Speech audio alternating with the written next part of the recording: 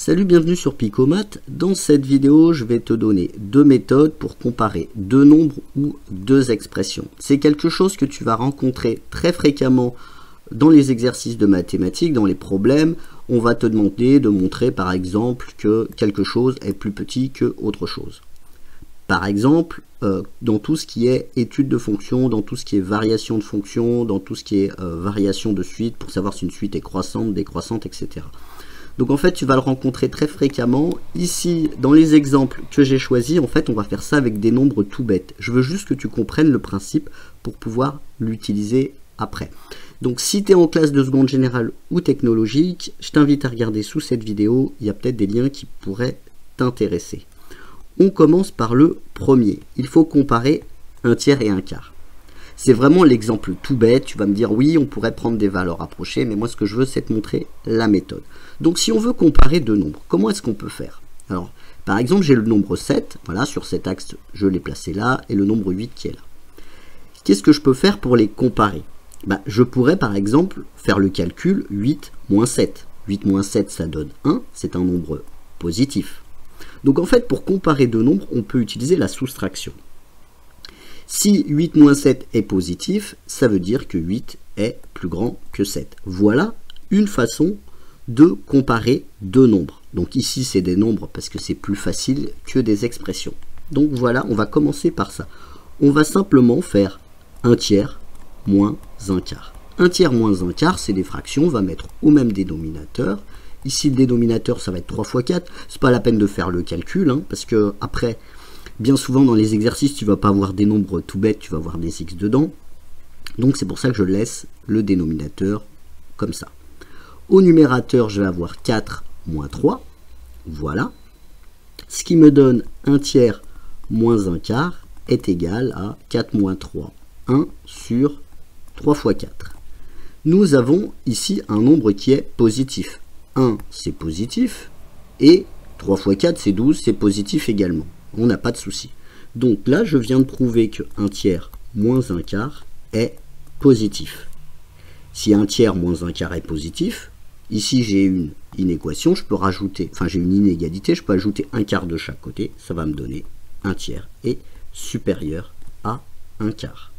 Donc là, le petit travail qu'on a fait là avec des nombres, par exemple, ça peut servir à montrer que la fonction inverse est décroissante pour les x positifs. Donc ça, tu pourras le rencontrer dans tout ce qui est étude de fonction et variation de fonction. Ça, c'était la première méthode. Maintenant, la deuxième méthode. Comment est-ce qu'on peut faire pour comparer deux nombres? Deuxième méthode pour comparer deux nombres. Alors, tu l'as vu au moment où tu as appris les fractions. Par exemple, la fraction 5 sur 6, elle est plus petite que 1. Parce que si tu dessines comme ça une tarte et que tu découpes ça en 6, voilà, si tu prends 5 parts de tarte, ça fait moins d'une tarte. Voilà, c'est le truc tout bête. Donc si en fait on prend un nombre, les deux nombres qu'on veut comparer, on prend le premier nombre et on le divise par le deuxième nombre, et on compare ça à 1, et bien voilà un autre moyen, une autre méthode pour comparer deux expressions. Donc là, c'est ce qu'on va faire. En fait, on va diviser un tiers par un quart. Et puis, on va voir ce que ça donne. Je divise un tiers par un quart. Qu'est-ce que ça donne? Alors, ça donne quoi? Je peux multiplier en haut et en bas par... je vais multiplier par 12 en haut et par 12 en bas. Comme ça, j'aurai la même chose. Donc, au numérateur, si je multiplie par 12, ça va me donner 4. Et au dénominateur, ça va me donner 3. Et 4 tiers, c'est une fraction qui est plus grande que 1. Il faut se souvenir un petit peu de ce que tu as fait en primaire ou au collège. Si tu prends une tarte et puis tu la divises en 3, voilà. Ici, j'ai 3 parts de tarte. Mais il faut que j'en rajoute, que je rajoute un tiers de tarte. Voilà, donc ça fait plus de 1. Voilà, c'est un peu idiot ce que je raconte là, mais tu vois l'idée. Donc ça veut dire que 1 tiers divisé par 1 quart est supérieur à 1. Ce que je peux faire, je peux multiplier par 1 quart de chaque côté. Je multiplie par un quart et je multiplie par un quart. Un quart étant un nombre positif, le sens de l'inégalité ne va pas changer. Ça veut dire que 1/3 est supérieur à un quart. On a exactement le même résultat que tout à l'heure. Donc au niveau des méthodes, quand tu dois comparer deux nombres ou deux expressions, tu peux soit utiliser la soustraction, voilà, tu fais l'un moins l'autre, ou alors la division. Il y a parfois des cas où une seule des méthodes va bien et est facile. Donc il faut choisir ce qui est le plus simple et pour toi, voilà, dans l'exercice. On va le faire maintenant sur l'exemple numéro 2. Donc l'exemple numéro 2, c'est comparer 3 au carré et 4 au carré. Si je laisse ça sous cette forme, 3 au carré, je ne mets pas 9, c'est parce qu'en fait, quand tu vas étudier les variations de la fonction carré, que tu vas découvrir la fonction carré, bah en fait, on va te parler de x1 au carré et x2 au carré. Voilà. Tu vas comparer ça avec des x positifs, etc.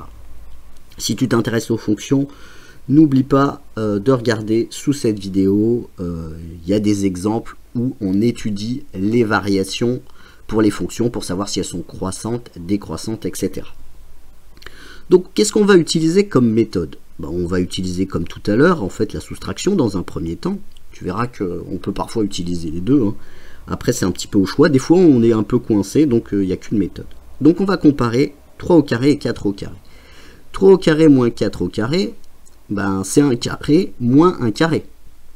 Tout de suite, tu dois te dire, ah, c'est une identité remarquable. Eh ben, c'est une identité remarquable, ça va être 3 plus 4, facteur de 3 moins 4. 3 plus 4, ben, c'est un nombre positif, et 3 moins 4, c'est négatif. 3 moins 4, c'est moins 1. Donc, en fait, 3 au carré moins 4 au carré, c'est égal, alors c'est inférieur à 0. C'est un nombre négatif parce que 3 moins 4 c'est négatif. Du coup, si j'ajoute 4 au carré de chaque côté de mon inégalité, je vais avoir 3 au carré est inférieur à 4 au carré. Voilà comment on a comparé ces deux nombres en utilisant la soustraction. On va le refaire maintenant, mais en utilisant la division.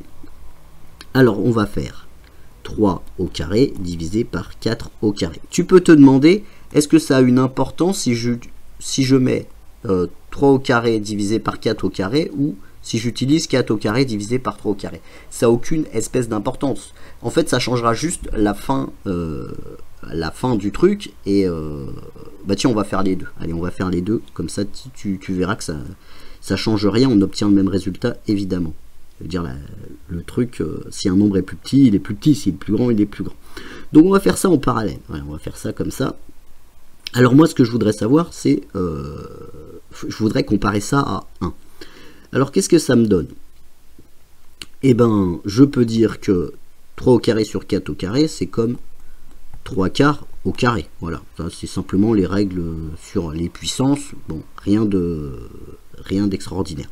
Mais maintenant, moi, ce que je veux, c'est comparer ça à 1. Je peux dire que 3 quarts, c'est plus petit que 4 quarts. Voilà, là, j'ai rien dit d'extraordinaire. 4 quarts, c'est 1. 3 quarts, c'est plus petit que 1. Maintenant, qu'est-ce que je peux faire? Moi, ce qui m'intéresse, c'est 3 quarts au carré. Bah, je vais simplement multiplier par 3 quarts de chaque côté. Comme ça, je ferai apparaître 3 quarts au carré à gauche. Alors, 3 quarts au carré, c'est plus petit que 3 quarts. Et 3 quarts, c'est plus petit que 1. Ça veut dire que 3 quarts au carré est lui-même plus petit que 1. Et que 3 quarts au carré sur 4 quarts au carré est plus petit que 1. Ça veut dire que si je multiplie tout par 4 au carré, ça veut dire que 3 au carré est plus petit que 4 au carré. C'est exactement ce qu'on a trouvé tout à l'heure. Si en fait on divise 4 au carré par 3 au carré, bah, ça revient un peu, enfin ça revient au même quoi. On va simplement dire que c'est 4 tiers au carré, c'est égal à 4 tiers au carré, voilà. 4 tiers, c'est supérieur à 1. 4 tiers, voilà, c'est plus grand que 1. C'est plus grand que 4, c'est plus grand que 3 sur 3, voilà. C'est plus grand que 1. Ensuite, qu'est-ce qu'on va faire? Ben, on va tout multiplier par 4 tiers, qui est un nombre positif, donc le sens de l'inégalité ne change pas. Je vais avoir 4 tiers au carré qui est supérieur à 4 tiers. Voilà. Maintenant, qu'est-ce que je peux faire avec ça? Parce qu'en fait, le but, c'est quand même de comparer ça à 1. 4 tiers au carré est supérieur à 1, du coup.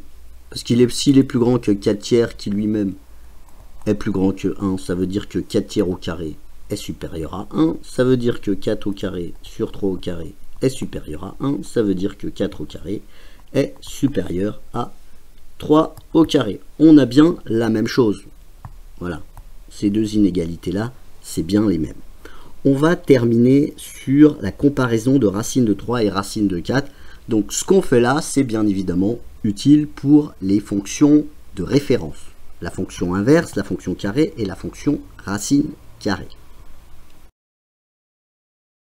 Troisième et dernier exemple, on veut comparer racine de 3 et racine de 4. Comment est-ce qu'on va s'y prendre? On va commencer par utiliser la soustraction.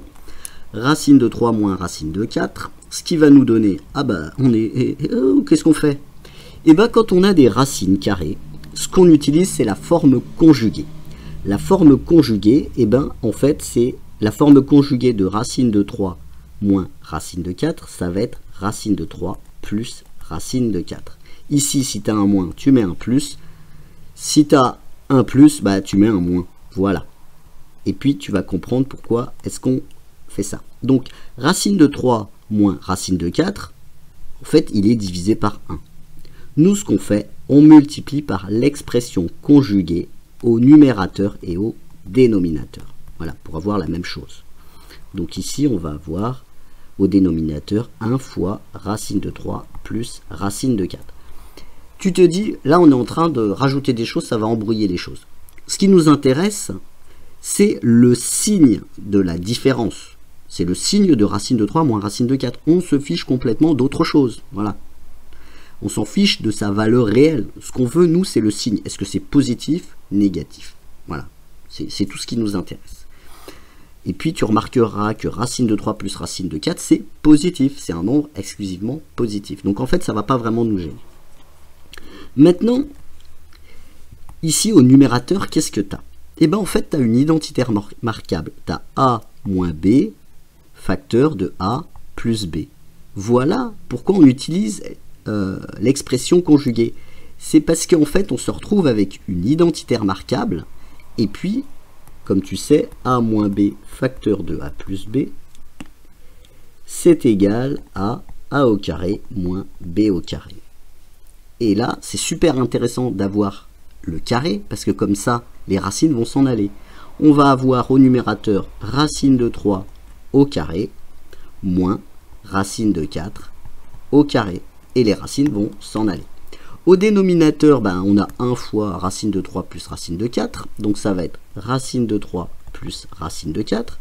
On s'en fiche complètement, c'est un nombre qui est positif. Donc en fait, il ne va vraiment pas nous embêter. Donc nous avons racine de 3 moins racine de 4 facteur de racine de 3 plus racine de 4 sur racine de 3 plus racine de 4. L'astuce avec l'expression conjuguée, c'est bien évidemment à retenir parce qu'en fait, tu vas rencontrer ça très fréquemment. Alors au numérateur, nous avons racine de 3 au carré, c'est-à-dire 3, moins racine de 4 au carré, c'est-à-dire 4, divisé par racine de 3 plus racine de 4. Quel est le signe de ceci? Déjà, le numérateur est positif, donc on est tranquille, mais le numérateur est négatif. 3 moins 4, ça fait moins 1. Donc ça, c'est égal à moins 1 sur racine de 3 plus racine de 4. On vient de montrer que racine de 3 moins racine de 4 est négatif. Ce qui veut dire, si j'ajoute racine de 4 de chaque côté de l'inégalité, ça veut dire que racine de 3 est plus petit que racine de 4. Je viens de montrer que racine de 3 est plus petit que racine de 4. Maintenant, si on utilise la division, parce que bon, ça, maintenant ça, on l'a fait, ça marche, on a trouvé quelque chose. Tu peux bien évidemment le faire avec des valeurs approchées pour te vérifier, mais là, c'est vraiment pour t'apprendre au cas où tu rencontrerais des expressions, parce que ce type d'exercice-là, tu ne vas pas le rencontrer au lycée, il ne faut pas se mentir. Mais la même chose avec des variables, tu vas le rencontrer très souvent. Donc si on utilise la division, racine de 3 divisé par racine de 4. Voilà. Et puis on veut comparer ça à 1. Bon. Ça va être égal à racine de 3 quarts. Mais après, je suis embêté. Comment est-ce que je vais comparer ça à 1? Je peux dire 3 quarts est plus petit que 1. Mais la racine, je peux pas appliquer la racine de chaque côté si je ne connais pas la fonction racine carrée. Donc en fait, on ne va pas pouvoir utiliser ça si on ne connaît pas la fonction racine carrée. Et bien souvent, quand on compare, je sais pas, racine de 1, quand on compare racine de x1 et racine de x2, en fait, on voudrait savoir si la fonction racine, elle est croissante ou décroissante. Donc en fait, on ne peut pas l'utiliser ici, si on veut prouver que la fonction racine carrée est croissante. Donc on ne peut pas utiliser cette façon de faire dans ce cas-ci. Voilà, ça arrive parfois. Et puis des fois, il y a des méthodes qui sont plus... parfois la soustraction est plus simple, parfois la division est plus simple.